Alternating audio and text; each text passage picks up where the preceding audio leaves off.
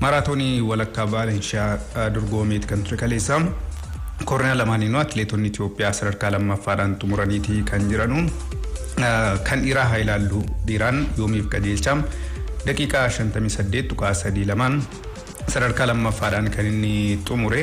Atleetiin kun shaampiyoonii fiigicha mana keessaa meetira 3,000 yeroo lama atleetii shaampiyoonii ta'ee fi kaleessa immoo rikeerdii Itoophiyaa haaraadha kan inni galmeesse. Rikeerdiin Itoophiyaa walakkaa maraatoonii Jamaal Yimar bara 2018 ittiin kan galmeessedha kan ture. Daqiiqaa 58.32 yeroo sanattiin kan inni qabu. Kaleessa immoo Yoomiif Qajeelchaa sekendii tokkoon fooyyesseeti kan jiru. Atleetiin Itoophiyaa biraa Taaddasee Warquu sadarkaa arfaffaadhaan goolabee jira daqiiqaa 58.47 kan inni xumure. Atleetiin Keeniyaa Kiibiyoot Kendeen ammoo daqiiqaa 58 sekendii 10 injifatee jira dorgommii kaleessaatiin. Daani'eel Mootiikoon daqiiqaa 58.40 Keeniyaarraa sadarkaa sadaffaa baheetii kan inni jiru. Bara darbe gara rikeerdii fooyyessuun kan injifate Kendeen yeroo lammaffaadhaaf walitti aansee moo'uusaati. Gama dubartootaatiin atleetonni 1-3 ba'an daqiiqaa 66 gadiin kan itti xumuranidha kan ture. Atleetiin Jarmanii Konstaanzeen sa'aatii 1 daqiiqaa 5 sekendii 41tti fudhatee jira dorgommicha sadarkaa tokkoffaadhaan goolabuudhaaf. Atleetiin Itoophiyaa Tsaggee Gabra Salaamaa sa'aatii 1 daqiiqaa 5 sekendii 45 lammaffaadha kan baate. Hawwii Faayisaa sa'aatii 1 daqiiqaa 6 fi sekendii 50 sadarkaa sadaffaadhaan goolabaniifi kan isaan jiranu. Fiigicha kiiloomeetira 8 kaleessuma fiigameen ammoo dhiiraan Gizee Alaw Ayyaana sadarkaa tokkoffaadhaan xumureeti kan jiru. Gama dubartootaatiin Madiinaa Isaa sadarkaa tokkoffaa yoo baatu Malkannat Wudduu sa'aatii walfakkaataadha. Atleetonni kunneen lamaan kan galmeessanii sadarkaa lammaffaan xumurteeti kan isheen jirtu. Fageenya xumuruudhaaf daqiiqaa 21.01 sa'aatii walfakkaataa galmeessanii jiru atleetonni lamaan isaaniiyyuu. Maraatooniin Lubiiniyaa Sloveeniyaattiin dorgomeet kan ture. Dorgommii kanaanis Gabra Tsaadiq Abrahaa sa'aatii 2 daqiiqaa 6 sekendii 10 sadarkaa tokkoffaadhaan xumureeti kan inni jiru. Heenok Tasfaayee sa'aatii 2 daqiiqaa 17 fi sekendii 13 sadarkaa lammaffaadhaan goolabee jira. Abdallaa Godaanaa sa'aatii 2 daqiiqaa 8 sekendii 55 sadarkaa sadaffaadhaan kan inni goolabee. Morkii dubaraatiin Siraanesh Yirgaa sa'aatii 2 daqiiqaa 21.09 sadarkaa tokkoffaa yoo baatu Sintaayyoo Lawwixany sa'aatii 2 daqiiqaa 22.38 sadarkaa lammaffaadhaan xumurteeti kan isheen jirtu. Maraatoonii erga Birnees Oostiriyaattiin kaleessumaa fiigameen Fiqiree Baqqalaa sa'aatii 2 daqiiqaa 9 sekendii 13 injifatee jira. Ayyilaa Abshiroo sadarkaa kurnaffaadhaan kan inni xumure. Odeeffannoodhuma atleetiksii biyya keessaatiin fiigichi daandiirraa kiiloomeetira 15 kilaboota atleetiksii godinaalee fi bulchiinsa magaalota Oromiyaa sadaffaan kaleessa magaalaa Bishooftuutti fiigameeti kan jiru. Morkii kilabootaatiin atleet Suutumee Asaffaa dhiiraan ammoo Gammachuu Giishee kilabii atleetiksii Galaanirraa tokkoffaa bahaniiti kan jiranu. Itti gaafatamaan Federeeshinii Atleetiksii Oromiyaa Inistiraaktarri addunyaa Shimallis Daawit fiigichi kun kaayyoo qabamee yoo madaalamu milkaa'aa ture jedhaniiti kan jiranu. Oduu isaa qopheeffannee waan jirruuf isa hordofne walitti adeemna. Fiigicha daandiirraa kiiloomeetira 15 kilaboota atleetiksii godinaalee fi bulchiinsa magaalota Oromiyaa sadaffaa kaleessa magaalaa Bishooftuuttiin fiigame kanarrattiin kilaboota atleetiksii Oromiyaa 15 godinaalee fi bulchiinsa magaalota 6 hirmaatanirraa atleetonni 250 hirmaatanii jiru.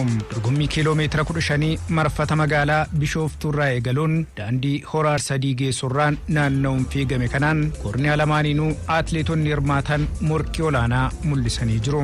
Kilabootni atleetiksii Oromiyaa kan irratti hirmaatan morkii dubaraan atleetiin kilabii atleetiksii bulchiinsa magaalaa Galaan Suutumee Asaffaa saffisa ishee xumura irrattiin dabaluun injifatteetti. Abarruu Ayyaanaa achuma kilabii Galaanirraa Obsee Abdataa kilabii atleetiksii bulchiinsa magaalaa Duukamirraa lammaffaa fi sadaffaa bahan. Morkii olaanaan kan irratti mul'ate morkii dhiiraan Gammachuu Giishee kilabii atleetiksii Galaanirraa tokkoffaa bahuun injifateera.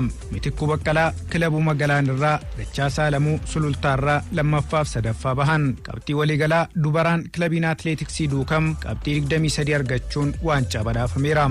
Kilabiin Galaanii fi Buraayyuu lammaffaaf sadaffaan goolaban. qabxii waliigalaa dhiiraan kilabiin Atleetiksii Galaan qabxii 18 argachuun tokkoffaa yoo bahuun Laga Xaafoo Laga Daadhii fi Duukam lammaffaa fi sadaffaan goolaban. Morkii godinaalee fi bulchiinsa magaalotaan dubaraan Masarat Eebbaa fi Tsiggee Gabayyoo Bishooftuurraa tokkoffaa fi lammaffaa yoo bahan Geexee Madiinaa Laga Xaafoo Laga Daadhiirraa sadaffaa baate. Dhiiraan Kamaal Huseen bulchiinsa magaalaa Sallaarraa yoo injifatu Katamaa Baayiluu Laga Xaafoo Laga Daadhiirraa Kaffaaloo Taayyee Asallaarraa lammaffaaf sadaffaan goolaban. Bulchiinsa magaalotaarraa dubaraan magaalaan Bishooftuu qabxii waliigalaan tokkoffaan xumuruun waancaa yoo badhaafamu Laga Xaafoo Laga Daadhii fi godinni Arsii lammaffaaf sadaffaa bahan. Dhiiraan Laga Xaafoo Laga Daadhiin shaampiyoonii waliigalaa ta'uun waancaa badhaafameera. Magaalaan Asallaa fi Sabbataa lammaffaaf sadaffaan goolaban.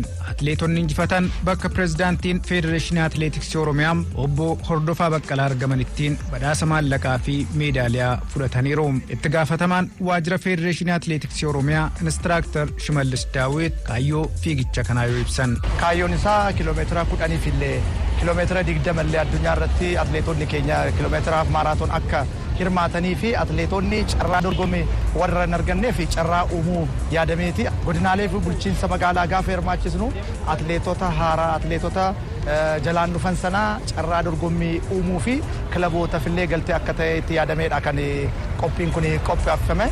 Godinaaleerraa godina Arsiin alattiin hirmaachuu dhabuun hanqina ta'uu taajjabnee jirra. Hirmaannaan wal qabatee kan duraanirraa fooyya'insi jiraatus ammas fooyya'uu qaba jedhan Inistiraaktar Shimallis. Morkii fiigicha kanarrattiin atleetonni mul'isan olaanaa ta'uu kan himan Inistiraaktar Shimallis atleetonni beekamtii qaban hirmaachuun cimina jedhan. Kilaboota dhiira jidduus gaafa galanii yoo ilaaltan taanaan jalqaba kaasee haga xumuraatti wal qabatanii galan jira. Tokkoffaa haga shanaffaallee sadarkaatti adda baasullee dadhabneera. Kana jechuun performaansii atleetota keenya kilaboonni qaban almost all kara tokkotti dhufaa jechuu dandeenya. Kana qofa otoo hin ta'in ka atleetota isa jalqabaa dorgommii gaggeessine kan dubartootaallee gaafa laallu atleetonni bebekkamtoota silaati kaastee sanarraa qaban kan akka suutii meeffaa hirmaatanii yaa ta'utii garuu morkiin isaallee morkii cimaa ture jechuudha. Keessattuu morkii kanarra keessatti atleetonni yeroo jalqabaa fi dorgommiin sadarkaa biyya keenyatti yeroo bara 2015 yeroo gaggeeffamu yeroo jalqabaati dorgommiin biraalleen jalqabame kana wal qabatee atleetonni maarra jiru waan jedhu sanarree sadarkaatti nu madaaluu dandeenyu ilaalleerra jechuudha. Kaayyoo dorgommichaati yoo madaalamu milkaadhaam fuuldurattiin hanqinoota jiran furuun ciminoota mul'atan itti fufsiisuun fiigicha hawwataa taasisuuf ni hojjennas jedhan Inistiraaktar Shimallis Daawit.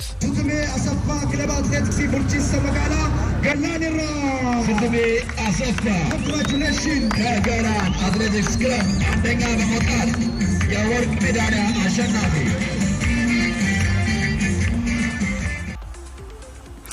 walitti deebinee jirra kabajamtoota dhaggeeffattoota keenya gara Premier League Itiyoophiyaatiin taphoota torbee shanaffaattiin haa darbu. Premier League Itoophiyaa torbee shanaffaan har'aanii galaa sa'aatii torbattiin Hawaasaan Dirree Dawaa waliin kan inni morkatu. Hawaasaan gaa erga torbee sadaffaadhaan Adaamaadhaan mo'ameen booda torbee darbee walqixxee injifachuudhaan Dirree Dawaa waliin kan inni walitti dhufu. Dirree Dawaan ammoo Bahar Daar waliin qixabaudhaan morkii har'aa irratti kan inni hirmaatu. Dirree Dawaan barana injifannoo malee kan inni deemaati jiru. Gama Hawaasaatiin Alii Suleemaan akkasumallee Daani'el Darabee sababa miidhamaatiin kilaba isaanii hin tajaajilanii. Dirree Dawaan adabbiin taphoota torbaa kan irratti darbee inni yoo kaasa'uuniin akka dhabuudha kan gabaafame taphoota 19 kanaan dura kilaboonni lama waliin taphataniin Hawaasaa yeroo torba injifachuudhaan olaantummaa qaba. Dirree Dawaan 5 injifatee jira. Yeroo torba immoo kilaboonni kunneen qixaan kan isaanii xumuranii har'uma sa'aatii 10 eegaluun Itiyoo Elektiriik Adaamaa waliin ni taphata. Itiyoo Elektiriik torbee darbe 3-0dhaan Laga Xaafoo Laga Daadhii injifachuudhaan injifannoo jalqabaa kan inni galmeesse.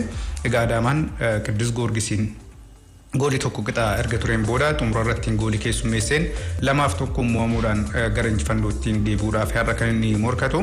Adaamaan barana taphoota ciccimoo irratti hirmaatan kanneen mo'ame jiraatullee ga'umsi dirree keessatti taphattoonni mul'isan garuu fooyya'aa ta'uu isaati kan nuti argine. Adaamaarraa Miliyoon Salamoon sababa miidhamaatiin Addis Tasfaayee ammoo gaddarra waan jiruuf akka kilabicha hin tajaajillees odeeffanneeti kan nuti jirru. Boru walqixxeen Buna Sidaamaa Faasil ammoo Qiddus Goorgis waliin ni taphatu.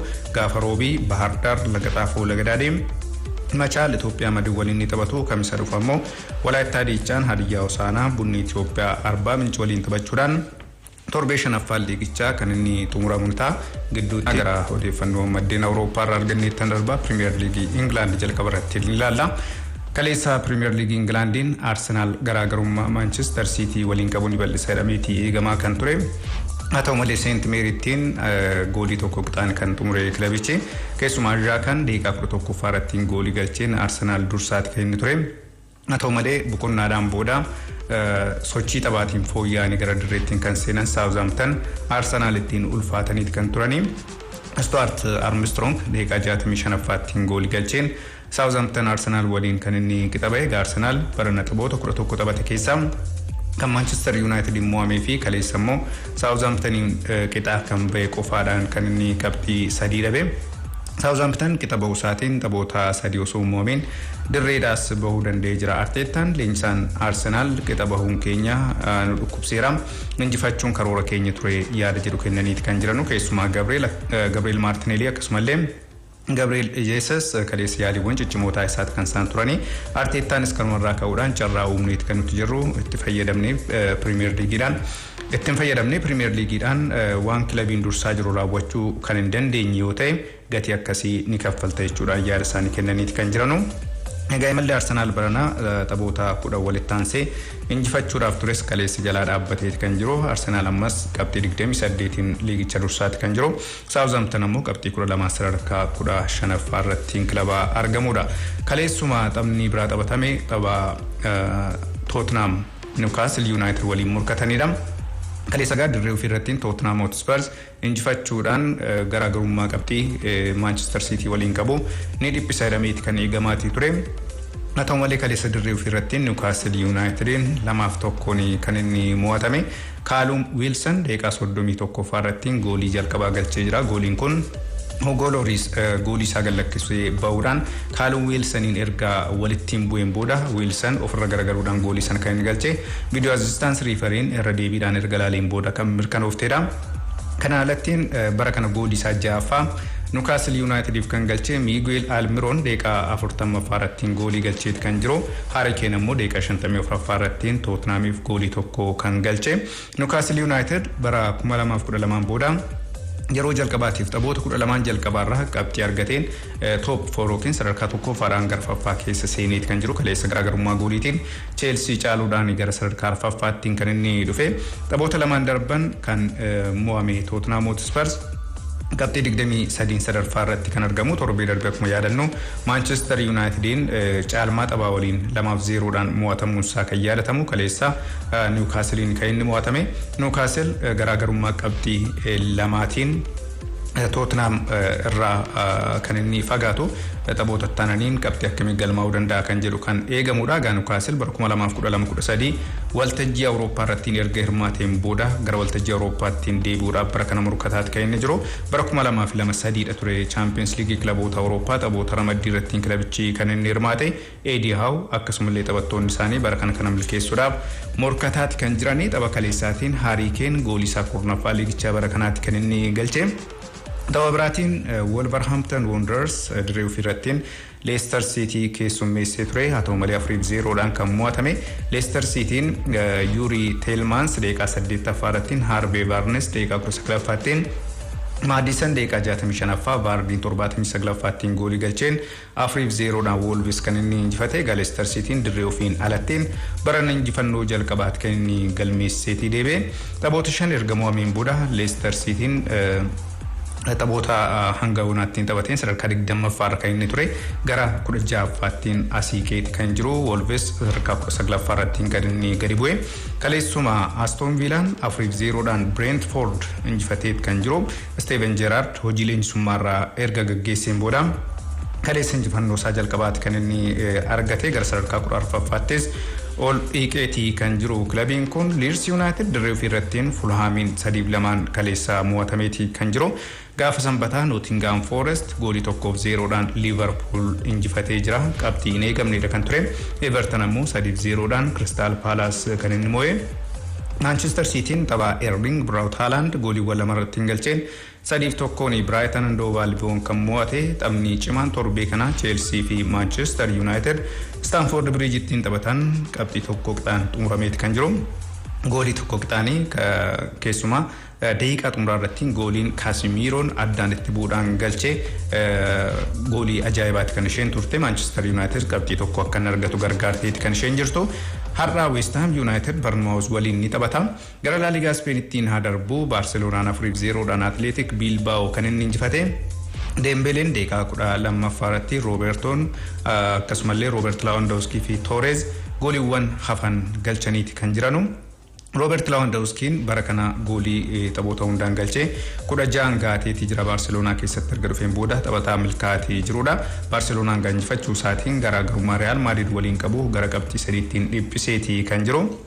Kaleessuma Espanyol Elche waliin goolii 2 qixaan kan inni xumure. Real Betis dirree ofii irratti Atletico Madridin 2-1 mo'atameetii kan jiru.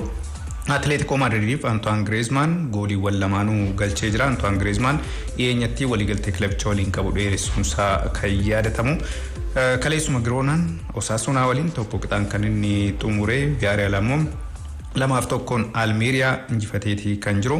Gaafa sanbataa Real Madrid 3-1 Sevilla kan inni injifate. Tapha sana irratti keessumaa taphattoonni qabxii jijjiiraatee jiran kan akka Valverde gara xumuraa irratti goolii galchaniin kilabichi kan inni injifate. Vasquez daqiiqaa 79 irratti goolii ittiin dursan galchee Valverde ammoo goolii ittiin injifatan daqiiqaa xumuraa irratti galchuudhaan Real Madrid kan inni injifate. Modric goolii tokko kilabichaaf galcheeti kan jiru. Goolii Sevilla ammoo Lameelaadha kan galcheefi. Real Madrid taphoota liigichaa 11 keessaa 10 injifannoodhaan dirree dhaabateeti kan jiru. Sevillaan qabxii 2 sadarkaa gadiirraa fagaachuun 14ffaa irratti kan argamu. Rayo Vallecanoon 5-1 Cadiz, Real Valladolid 1-0dhaan Real Sociedad Mallorcaan ammoo 2-1 Valencia kan injifatan taphoota sanbataati. Kaleessa Serie A Italiitiin taphni cimaan eegamaatii ture.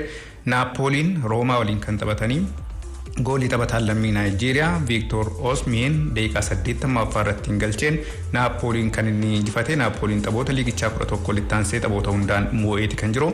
Luciano Spallettiidhaan kan leenji'u kilabichi qabxii 3 Miilaan caaluudhaan liigicha dursaa jira. Udiniizeen Torinoodhaan dirree irratti 2-1 mo'amee jira. Bolonyaan 2-0dhaan Liichee, Laaziyoon 2-0dhaan Atalantaa injifatee jira. Laaziyoon qabxiidhaan Atalantaa caaluun gara sadarkaa sadaffaattiin ol dhufee jira. Gaafa sanbataa Salernitaanaan 1-0 Spezia, AS Milan 4-1 Monza, Fiorentinaan Inter Milaaniin 4-3 kan mo'ame. Har'a Cremonese Sampdoria waliin, Sassuolo ammoo Hellas Verona waliin ni taphatu. Bundesliga Jarmaniin kaleessa Bochum 2-1 Union Berlin injifatee jira. Garaagarummaan Bayern Munich waliin qabus gara tokkootti kan dhiphate. Hertha Berlin 2-1 Schalke injifatee jira. Gaafa sanbataa Borussia Dortmund 5-0 Stuttgart injifateera. Kanaan lattiin Bayern Munich 2-0dhaan Hoffenheim kan mo'ate qabxiiwwan gaafa sanbataa galmaan keessatti ni argamu. Turtiin booda